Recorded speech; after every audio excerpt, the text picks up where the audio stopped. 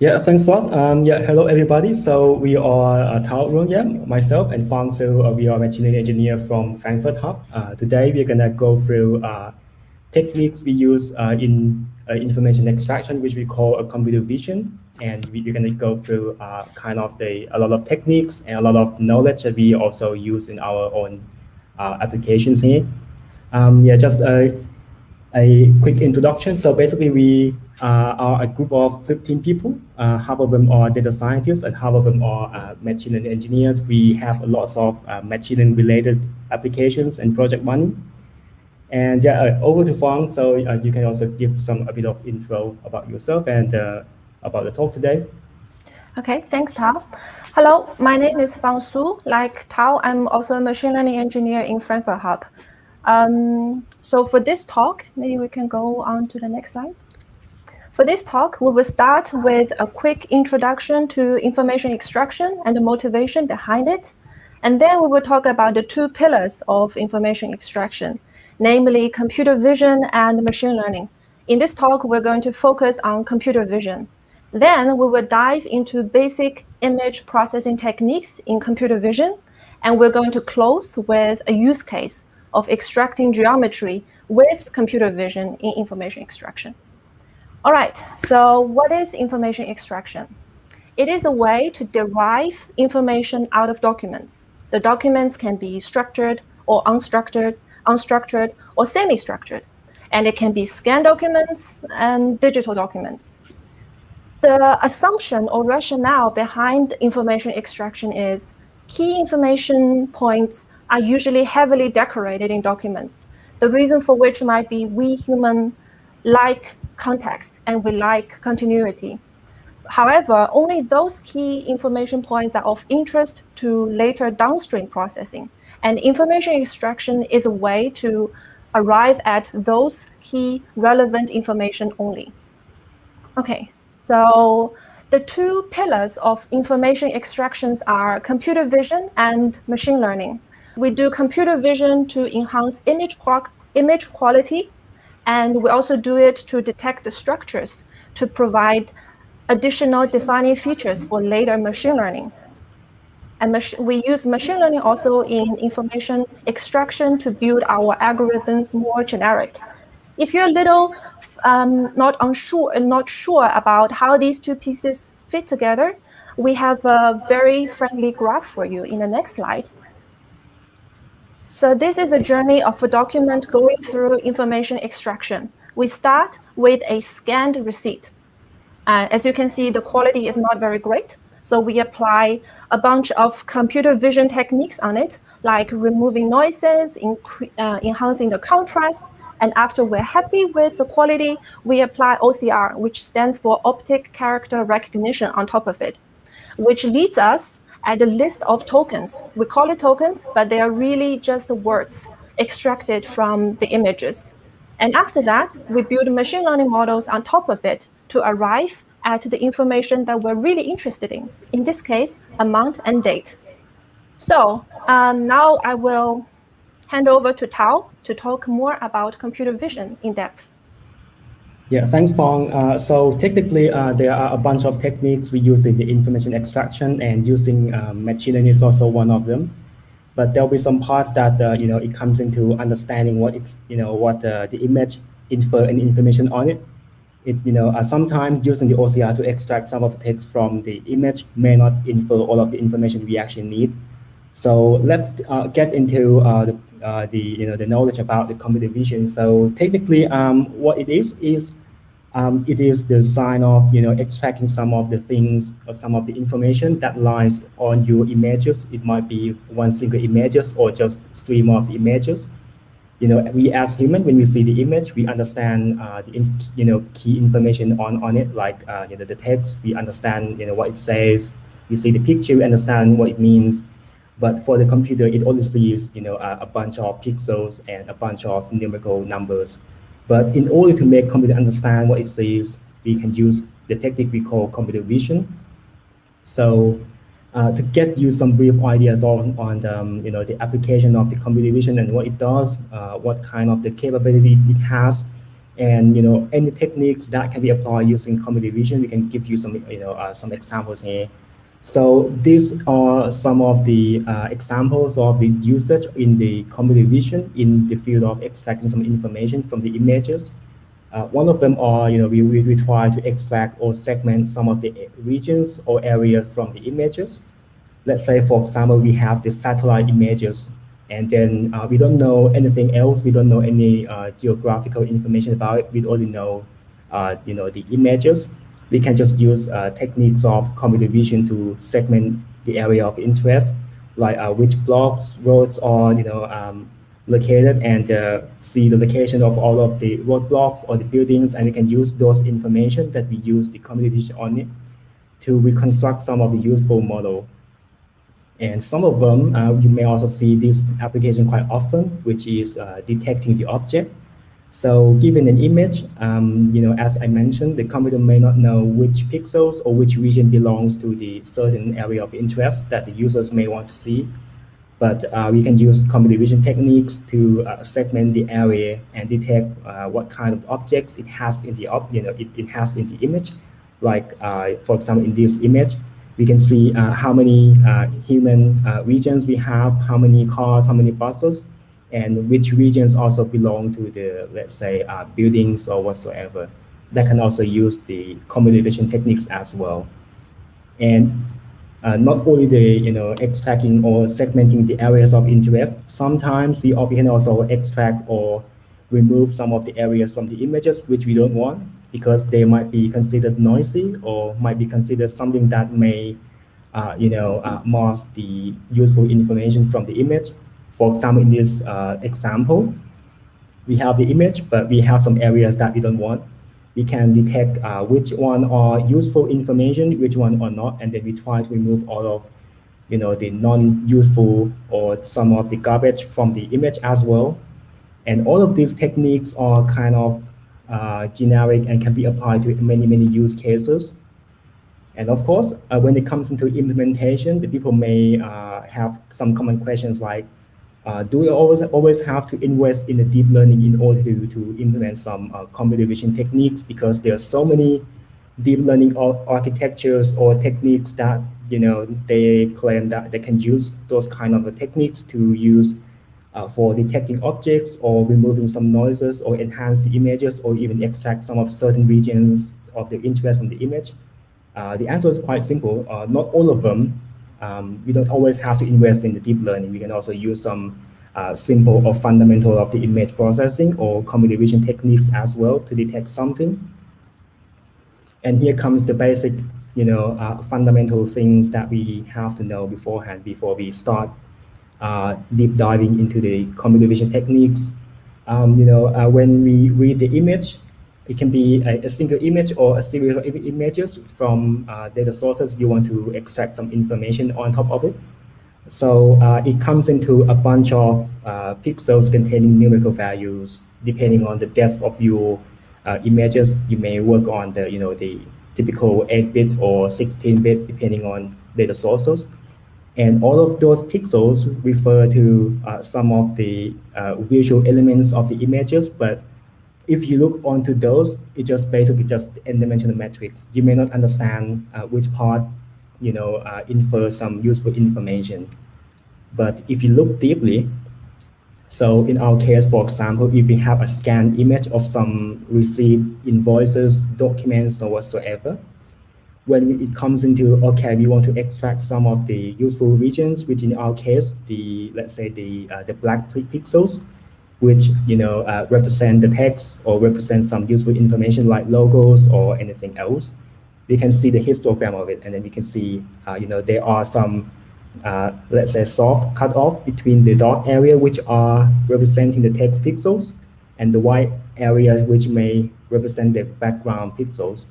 And most of the cases, the quality of the scanned image or the photos that the users take may not, be really useful for the processing. So we have to find the best thresholding, values that we can cut off between the white and the black area. So here it comes into binary image preprocessing or extracting some information on top of the binary images. In most cases, you may come up with a lot of techniques that has to have the image which are binarized beforehand, because most of the cases we want the black pixels to represent nothing, represent no information, and we want the white pixels to represent the informative area. But as you see from the image, not all of them actually refer to a real useful area, because there are some noises as well. If you see the image on the right-hand side, you see a lot of noises, the white white pixels. So there are also some techniques that we can just simply use, to remove some of the noise pixels, because if we process the noisy images, we may have a lot of data coming out from that image which may not actually refer to the real information you want to extract. So in order to remove all of those noises, not all of them, but some of the small spot of the white pixels, we can just use sliding window, which we use in the convolutional operations. So we will need to define the kernel. So in our case, if you want to remove some of the small spot of the white pixels, we can use Midden filter, and the size can be varied from 3 by 3, 5 by 5, depending on your resolution. And that techniques can remove some of the what we call is soul noise.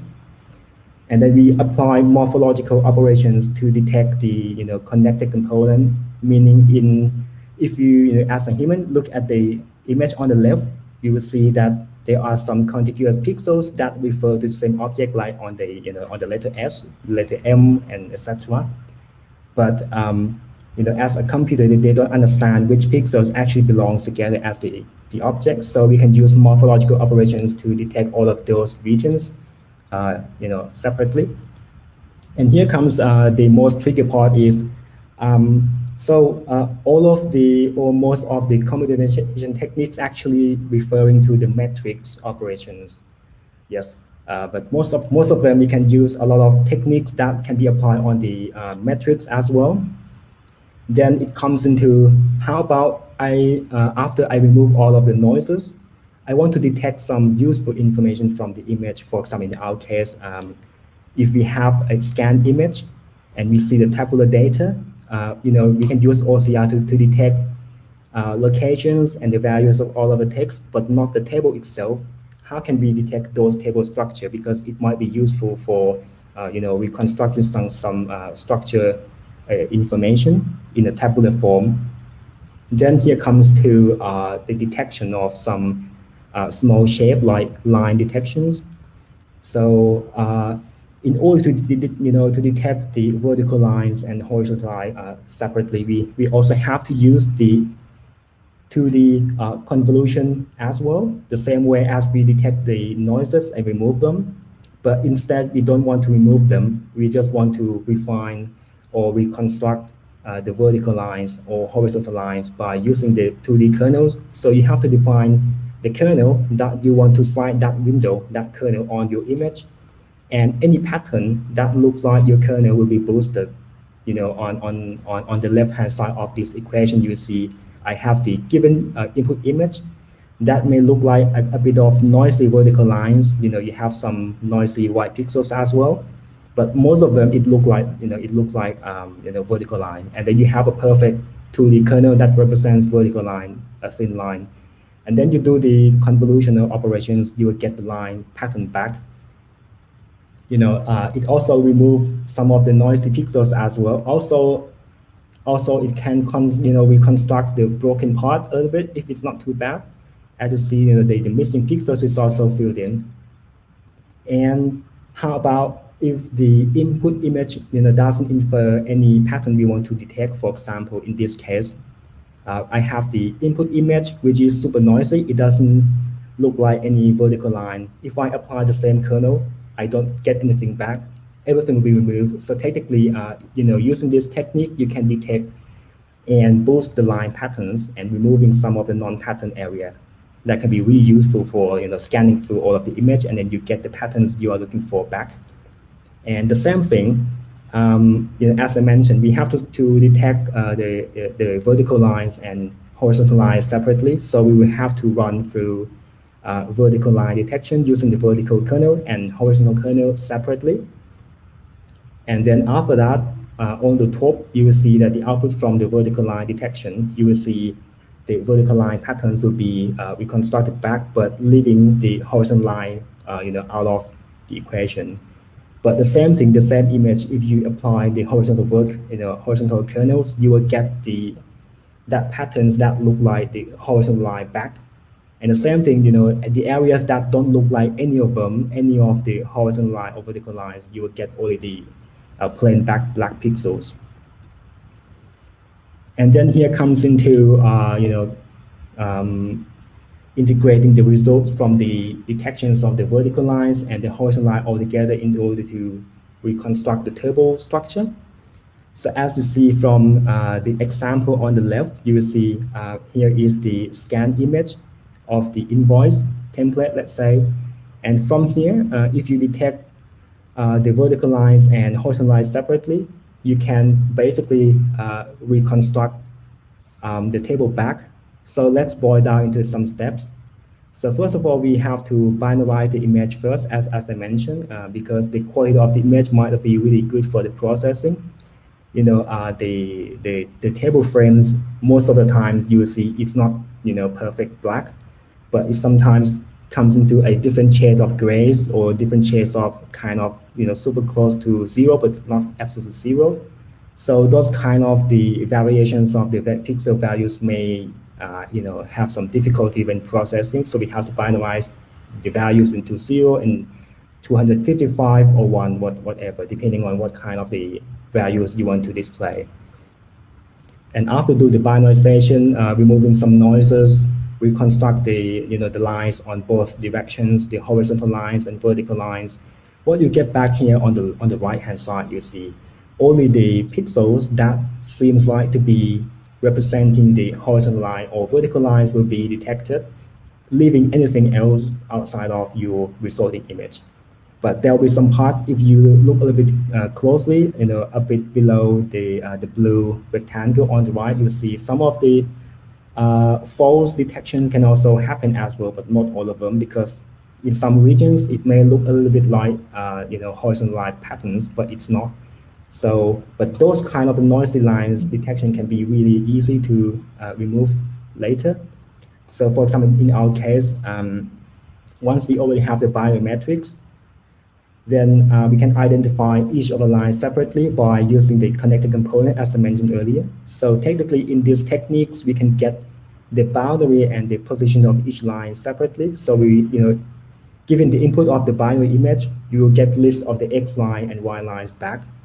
And from those information, you can easily, reconstruct the lines back by, snapping the tips of the lines back to the grid of, you can create a grid from the information you already have. You have list of the, the X coordinates and Y coordinates. You snap them all to the grid because the patterns may not include the corners of the tables. You also have to use this technique to reconstruct the full grid back. And after that, you can scan, from top down direction. And the boundary of the tables can be easily seen by the length or the beginning position of the vertical lines. Because in one image, it may contain more than one table. So you cannot always presume that there will always be one big table or small table or something like that. So using this boundary, you can detect different lines, different tables from from the list of the vertical and horizontal lines. And after that, you will see the region and list of the position of each of the columns and also the rows. And then you can use those information to reconstruct the table objects back, which is really, really easy to use. So in these techniques, what you get back is a list of the tables, and in each of the tables, you will know the region. Let's say XY coordinate of the top left corner. Also with list of the XY coordinates of each of the vertical and horizontal boundaries of each of the cells. So no matter you have, let's say, different templates or different number of the columns or number of the rows, you can also use this technique to apply to your image to detect, different ways of how the table looks like. And then here comes into the combining with OCR. I will hand over to Fang. Thanks, Tao. So now, after having at hand the table information, we can now put the words and tokens extracted by OCR into table context. So for instance, for the 2010, extracted from the top right corner of the document, we can see that it does not belong to any of the tables. So maybe perhaps it is not of particular interest to us, depending on the document type. Yeah, so one might ask, why do we do this? What is the benefit of combining table information, table reconstruction with OCR? So as we can see, that by doing that, we effectively created more features per token for later machine learning model building. Maybe we can move on to the next slide. Yeah, and this helps to pinpoint the areas of the interest and to limit the search space. And also it provides structural information from the image, which might provide as a shortcut around machine learning. So this concludes our talk. We hope by now that you have a good overview of information extraction and computer vision in information extraction. For the curious-minded, we have provided a puzzle repo as listed on the next slide, created by Tao. Maybe Tao, you can introduce it a bit more. Yeah, so if somebody are interested in what kind of implementation it takes in order to put together all of the line detections and reconstruct the table out of the scanned image, here we have the sample of the repo that is written in C++ using OpenCV as the library that does most of the fundamental things in the image processing. So you can also look at the the prototype code that we wrote here and see how it works and see how it is implemented. There are also some guidelines how to use it as well. So you can also look through the slide that we are using here as well as a guideline on what kind of steps it has to take in order to detect all of the information that come into reconstructing as the table information and combining with the OCR. Hope this is useful for you, and if you have any questions, feel free to leave in the comments. We'll get back to all of those questions. Yeah, thanks, Tao. Thanks, Fang. Thanks for a great presentation. During your talk, we actually had one question already from Lakshai, and the question was, what specific use case related to image processing interests you at ING? Yeah, so within ING, actually, we receive a lot of documents from the customer as well, but not all of them, as you may already guess. Not all of them are digital, so sometimes we have to detect or extract some information outside of the digital area of the documents. So with the digital documents, it's easy because we can detect and extract the information out of the box. But for the scanned image, we have to use some combination technique to detect some of the tabular data and detect some of the tokens of the interest, let's say. So it has a lot of application in that area in order to detect or extract some useful information from the documents that the user submit. All right, thanks for that answer. Well, for the rest, I see a lot of compliments for a great talk and a nice explanation Robert just mentioned. Don't see any other questions right now. So let's give it 10 more seconds. If somebody can type in 10 seconds another question, and otherwise I'll, oh, right, yeah, no. All right, well then in that case, thank you very much for your talk, and good luck in all your computer vision quests going forward. Yeah, thanks a lot. Thanks. Thank you.